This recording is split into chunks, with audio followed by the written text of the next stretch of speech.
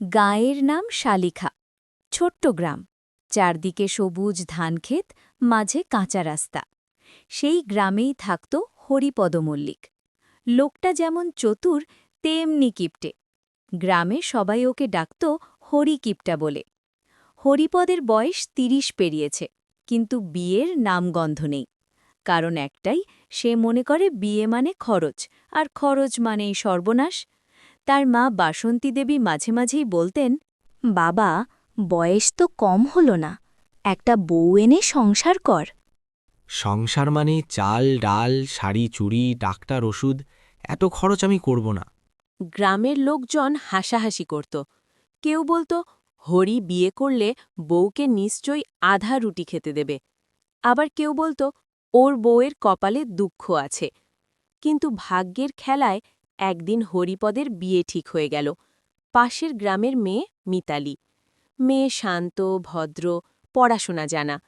মিতালির বাবা গরিব মানুষ, তাই খুব বেশি দাবি দাওয়া করেননি। এটুকুই হরিপদের পছন্দ হয়েছিল। মিতালি শ্বশুরবাড়িতে এসে প্রথম দিন থেকেই বুঝতে পারল তার স্বামী অদ্ভুত রকমের হিসেবি। সকালে চা বানাতে গিয়ে সে একটু বেশি দুধ ঢেলে ফেলেছিল। হরিপদ সঙ্গে সঙ্গে বলল, এত দুধ কেন? আধ কাপ দুধে দুজনের চা হয়ে যায়। মিতালি অবাক হয়ে তাকিয়ে রইল। তারপর ধীরে ধীরে সে বুঝতে লাগল এই মানুষটা শুধু টাকা নয়, অনুভূতিও মেপে দেয়। একদিন মিতালি বলল, শুনছ, আমার একটা শাড়ি দরকার। তোমার তো বিয়ের সময় ৫টা শাড়ি পেয়েছ, এত তাড়াতাড়ি নতুন কেন? মিতালি চুপ করে গেল, কিন্তু সে ঝগড়া করত না।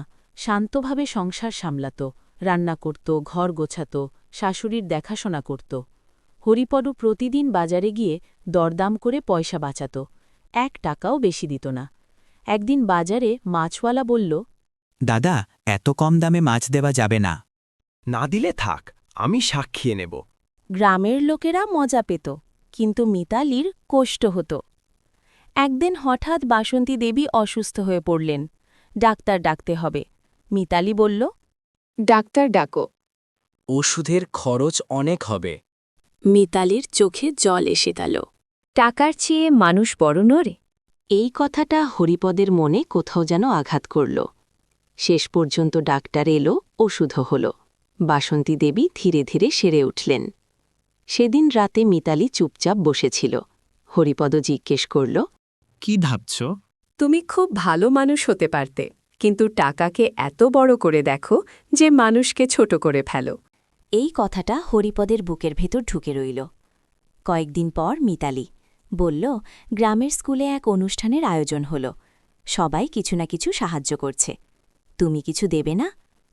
হরিপদ প্রথমে না করতে যাচ্ছিল, কিন্তু মিতালির মুখের দিকে তাকিয়ে থেমে গেল।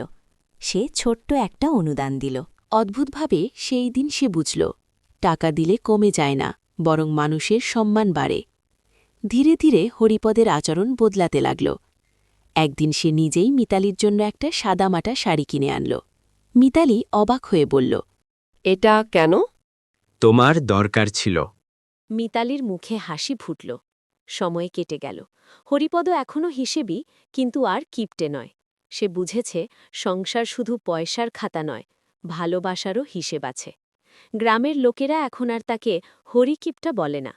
মিতালি জানে মানুষ বদলাতে পারে, যদি সে বুঝতে পারে আসল সম্পদ কি। আর হরিপদ শিখেছে, টাকা জমিয়ে মানুষ বড় হয় না, মানুষকে ভালোবেসে বড় হয়।